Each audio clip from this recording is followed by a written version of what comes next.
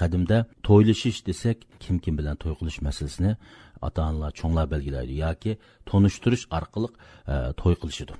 Hamda hozirgi zamon yoshlar turmushining alohidligida texmo ko'proq kishilar buni bir hozirgi zamon kishilarning erkinligi deb qaraydi.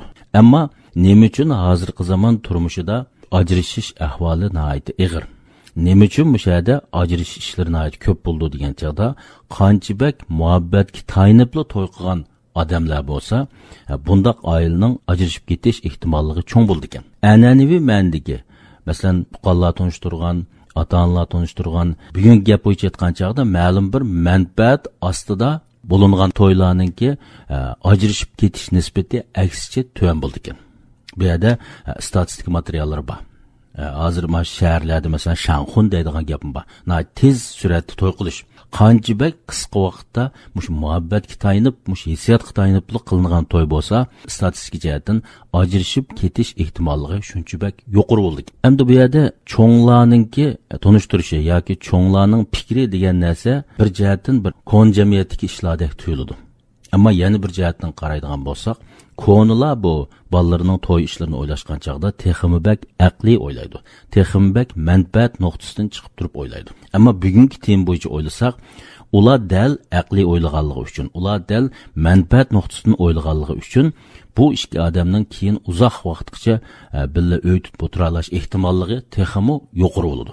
Chunki bu yerdagi muhabbat, bu tuyg'uning o'zi ko'p hollarda turoqsiz bo'ladi. Uni odam ba'zida kontrol qilolmaydi.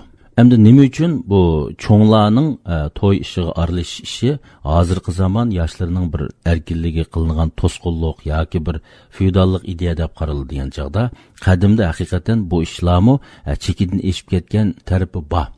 Nurg'un yosh bolalar o'zi yaxshi ko'rgan odam bilan to'y qilolmagan bunday hikoyalarmi ko'p bo'lib ketgandan keyin yaqinqi 200-300 yildan beri kishilar yoshlar o'zi yaxshi ko'rib muhabbatlashib to'y qilishni buning hozirgi zamon jamiyatining bir tarkibiy qismi deb qaraydigan bo'ldi. Demak, yoshlarning o'zininki orzusi, yaxshi ko'rgani bo'yicha to'y qilishi buningki bir muvofiq tarafi bor.